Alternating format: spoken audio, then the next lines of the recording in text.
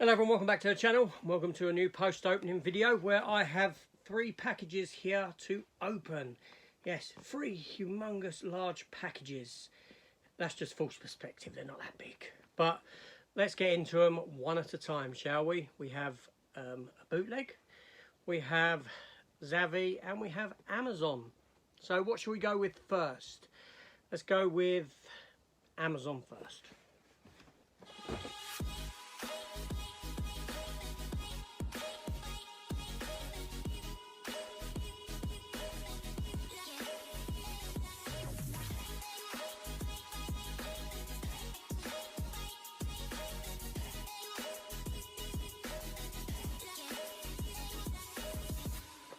Okay, so the Amazon package is here. I ordered these, obviously. I mean, that's sort of like stating the obvious, isn't it? Of course I ordered them. How else would I have got them? But anyway, we'll take a look at what we have inside. Now, actually in here, let's get rid of that. No, do you know what? I'm going to put that to one side because I'm not going to let that stuff build up anymore. I have 2 films here. And they're both Italian films. Yes, I've delved into Italy. Now, the first film we have is a film called Melina. Yeah, I've not seen this. This was a blind buy. I saw the trailer. Looked all right. It's got Monica Bellucci in it. Can't go wrong with Monica Bellucci. She's Monica Bellucci. Monica Bellucci. She's a fine actress and very good looking as well. And I honestly don't know anything about it. Oh, it's genuinely erotic. Fantastic. A full-fledged masterpiece. Yeah, so anyway, so that's that. That's that to start with, okay? And then the second film I picked up is a film called La Vita Bella, or Life is Beautiful, as it is called. And this is a film that stars Roberto Benigni, and I think he directed it as well. He did direct it, yes, I am right there. And these are some Jewish individuals, and they get put into a concentration camp, that sort of a thing, and or you know, a Nazi camp during war. Now, this film here have a lot of history with it because my wife for 10 years, my ex-wife, the mother of my children, she's actually Italian. She's Italian. I was with her for a decade. And this was a film that, yeah, we would have had on DVD back in the day.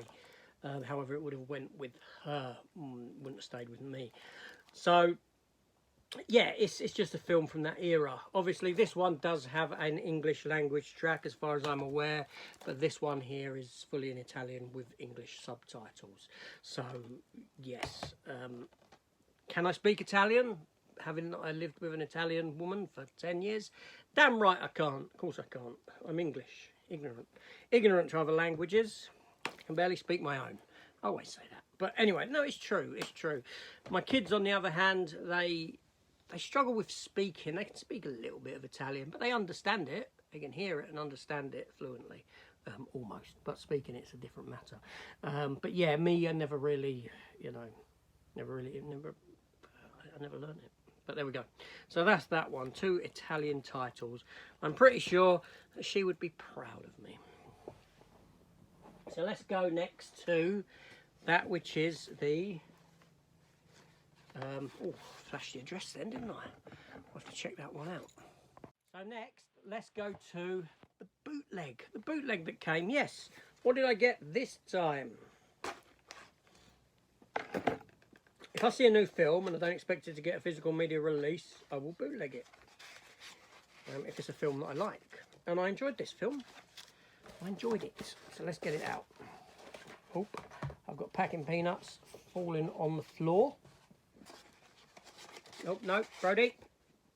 That's the dog. Don't want him to eat a packing peanut. Most definitely not. Do you want to come up? Do you want to come up? Come in then. Come on. Oh, let's do your little show. So there we are. There he is again. He's getting big. He's getting very big. Oh, I know. Brody boy. Brody boy. Oh, I love you too. Yes, I do. That's my hero. Leave my hero alone. Yes. He's a good boy. Yes, I know. I love you too. Yes, come down again. Okay, so what have we got? So the Netflix film starring Bill Burr, the comedian, Bobby Carnevale, who you will know from Ant-Man and the Wasp. I know him more so from, well, I know him from Ant-Man and Wasp and Ant-Man, but he was in Boardwalk Empire as well. He was quite scary in that. And Bokeem Woodbine, who I know from, well, he's in a lot of things, but I know him primarily from The Rock, 1996. Going back a bit, and it is the movie Old Dads. Yes, and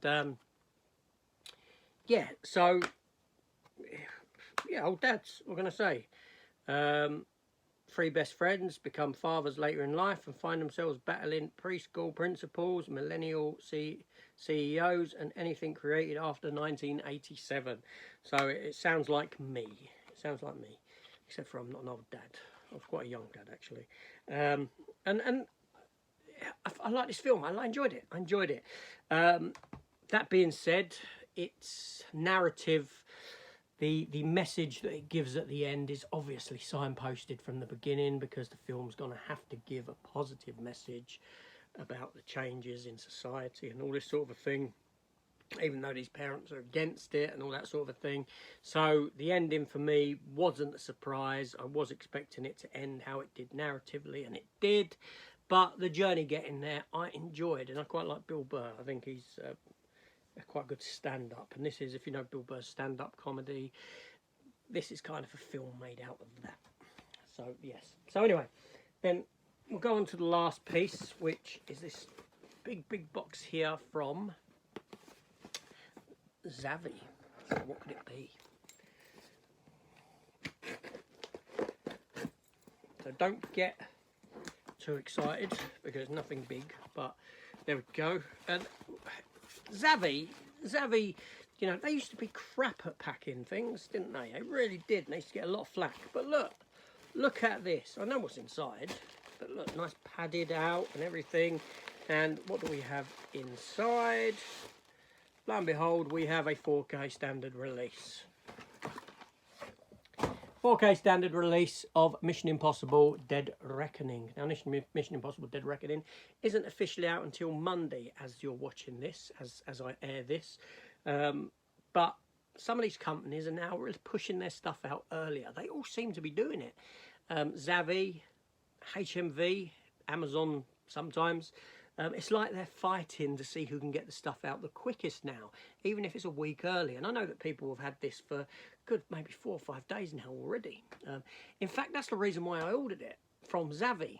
I knew full well that I had it on pre-order from Amazon. I cancelled that pre-order and I went with Zavvi because I knew that they'd started shipping them. Now, there were 2 steelbooks available for this film. And you might be wondering, because I get quite a few steelbooks, why didn't I get the steelbook for this film? I didn't like either of the designs. I didn't like, and I wasn't going to settle for designs that I didn't like. So I much prefer the poster artwork that you get here on the Amaray 4K. And on the Blu-ray you get this artwork as well. So that's why I didn't go for the steelbook. Plus, I don't have any of the other Mission Impossible films on steelbook, with the exception of Ghost Protocol that I picked up a short while ago for £1. The steelbook, Blu-ray steelbook for that, the older one. So the other films of these are just standard sort of releases. So I didn't really feel the need to get a steelbook for it. I didn't get the 4K steelbooks that came out recently. Now, this is a really good film. I really enjoyed this film. I've watched it twice now. I thoroughly enjoyed it. Unfortunately, it didn't go down very well. I mean, it did. It's got good reviews and that sort of a thing. But people, they didn't get the money that they wanted it to make. It didn't, you know, they were expecting Tom Cruise to take home the box office again, like last year with Maverick, Top Gun. They were expecting that again with this. And it saw less returns than, you know, previous Mission Impossible entries. It had a huge budget, it had a huge marketing campaign, and unfortunately it looks like it may have gone on to make somewhere in the region of $100 million loss. that's not to say that the film isn't any good. The film is fantastic. It's a really good film. Now, I think, unfortunately, in the marketing, I don't think they should have shown that stunt to everyone.